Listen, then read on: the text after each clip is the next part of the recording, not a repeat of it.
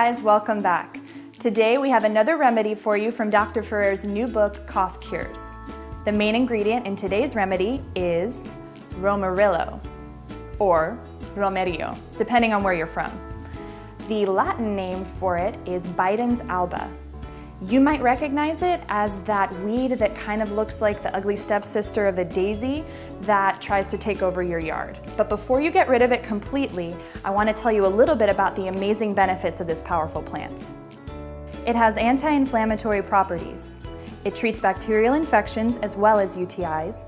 It lowers hypertension, and it's a muscle relaxant as well as a pain reliever. Today we'll be making a remedy to treat the symptoms of coughs and colds. Here's what you need: a saucepan with a lid, 5 to 7 stems of Romerillo, honey, lemon, and scissors. Fill your saucepan with water and set it on high heat. Make sure to rinse off the plants before you use them. Here's a quick tip: cut close to the base of the plant to get as many leaves as possible. Remove any roots and all of the flowers from the stems. Once the water has come to a boil, remove it from the heat and add about 5 to 7 stems to the pot. Cover and let it steep for 15 minutes.